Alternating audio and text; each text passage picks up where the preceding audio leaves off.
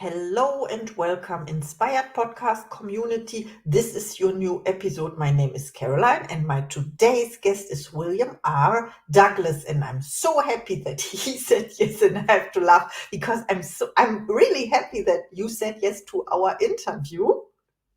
Yeah, Welcome. How are you doing today? I'm doing great. It's great to be on your show, Caroline. Inspired choice, and looking forward to a great conversation. Oh, thank you so much. And I would love to introduce you to the audience, of course. Let's have a look. You are an award winning novelist, best known for The Death and Resurrection of Baseball, Echoes from a Distant Past. Your latest work, The Sum of All Our Anger, Civil War 2.0, uh, 2.0 explores the speculative. Oh, this word is challenging. Future of Speculative, America, speculative speculative. fiction. Future of America in 2061. You will tell us all about that. A former journalist turned IT professional. You continue to combine your passion for writing with your career in technology. Welcome to the Inspired Podcast, William R. Douglas. Thank you, Caroline. It's an honor to be on your show. So thank you for that. Wow. I have to train this word speculative. It's not speculation, it's easy. Okay, my first question to you is what inspired you to write The Sum of All Our Anger, and how did current societal trends influence your vision of 2061? I've been a fan of politics all my life, and been following the trends in America for most of my adult life. And several years ago, I became very concerned about the direction of the country, where we were headed, and the trajectory that the country is on currently is a dangerous one. And I'm a family man. I have three kids, three stepkids, eight grandkids, and a ninth grandkid on the way. And I'm very concerned about the future America that they're going to inherit from my generation. I'm 65. And as I began to see these trends accelerate to the bad side, I thought, well, I think I need to take on the subject of a possible second civil war in America as my second novel. So I started writing the novel last summer, and it just came out here on July 1st. So Yeah, that's very inspiring, of course. Let's have a look at my next question. How did your background in journalism and IT shape your approach to writing speculative fiction? yeah, sure. So I've always enjoyed writing my entire life, whether it was technical documentation or newsletters or web content, whatever. Always had an enjoyment in the field of writing and had a knack for it. I was told, "Oh, you're good at this," and people would challenge me every now and then. Hey, why don't you write a book? I'm like, well, I've actually thought about writing a book, and then I had a storyline idea come up about the possible demise of the sport of baseball. How would it die, and what would happen if it was rediscovered? So I came up with this storyline that resulted in my first novel. And in doing a lot of interviews on the first novel, I was challenged by a lot of hosts, such as yourself, to consider writing a novel about the Civil War that was in the first novel. And so all those writing talents came together, not only for the first novel, but also honed them to prepare to write the second novel. So uh, that's how it all came about. Wow, I love what you shared. Okay, so you had your first book and then you went to promote to other podcast shows and having interviews. And then this inspired you, or you were inspired to write your second book. Yeah, yeah. Well, that and the political scene in America, which continues to deteriorate over time, and our divisions are the worst I've ever seen them in my lifetime. So the premise of the novel is that a first openly socialist slash Marxist president comes into power in the year 2061 and initiates a sequence of events that leads to an armed conflict on American soil along ideological lines, with one side still wanting to keep and maintain a constitutional republic, and another side wanting to burn it all down and remake the country into some sort of socialist slash Marxist utopia. That's Mhm. that's the general plot line of the novel. Yes, it's very interesting. So I love. So would you say, yeah, it is fiction? Would you say it's science fiction? No, speculative fiction. So Yeah. it's speculating what the future is going to be like.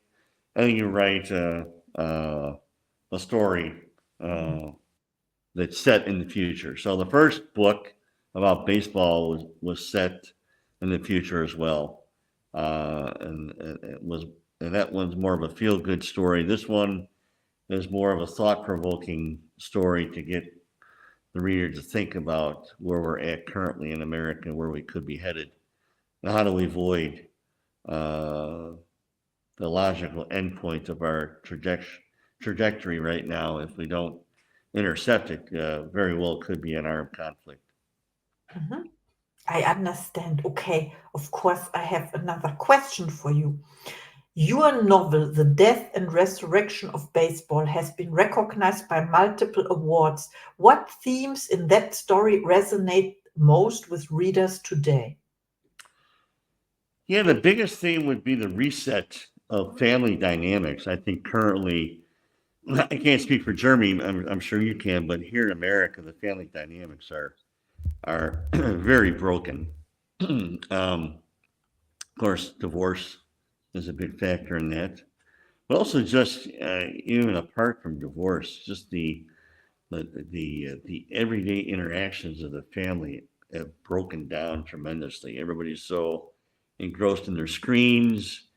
Everybody eats dinners at different times, usually by themselves, or mom or dad is playing taxi driver to some sporting event or dance class, and everybody's eating a quick fast food meal in the car. Of course, no one's talking, and all that has changed in the setting of my first novel, and in large part, the change has come about because of the devastating effects uh, of a second civil war, and how it really throws the entire society back on its heels and gets the entire society as a whole to reevaluate not only family but also politics in the country, and how a reset is needed back towards healthier dynamics, in the family unit, but also in the larger body politic.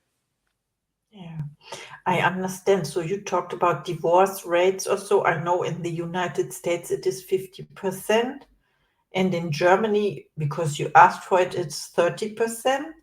So there's a little difference, but the tendency, we see the tendency, right? And when you talked about the attention, what is the length of attention we can give to each other in a family, or we are doing two or multiple things at once.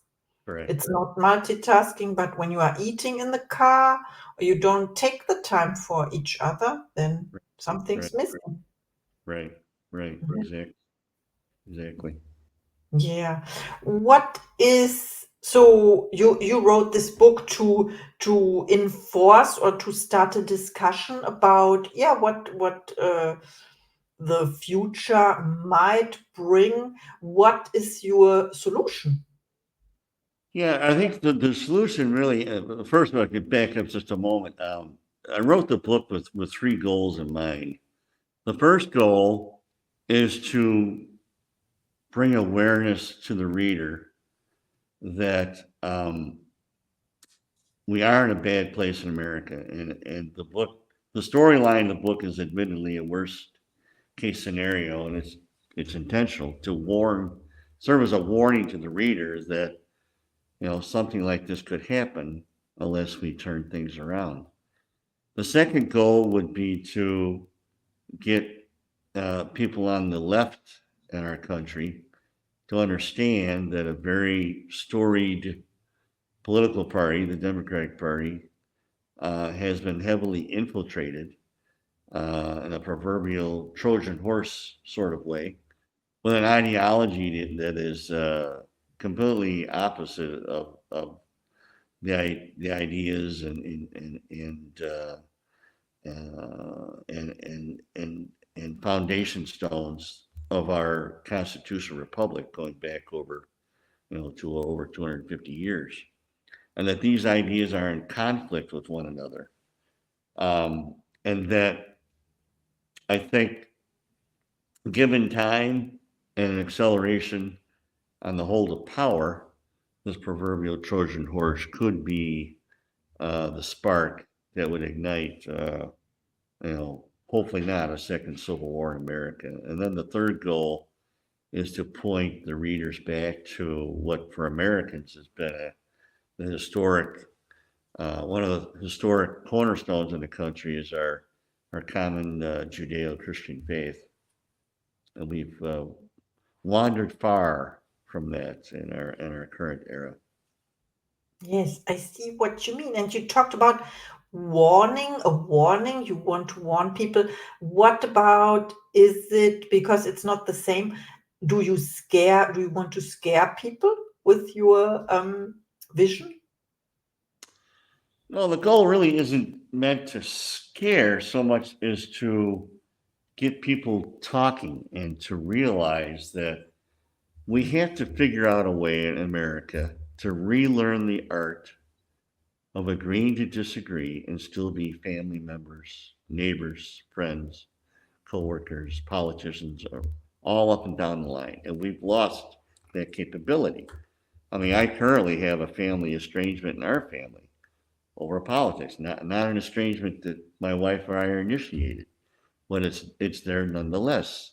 And it used to be there was a time in America where, yeah, around election time, everybody would have their discussions and they'd make their case, and they'd have their arguments over a cup of coffee or a meal. But then at the end of the day, when the election was over, everybody went about supporting the new mayor, the new governor, the new president, and still maintained those family dynamics and friendships and with neighbors and everything else, and that has rapidly, unfortunately, deteriorated in America to a point where people are unfriending people on social media because they don't think the same politically. There's schisms in families, and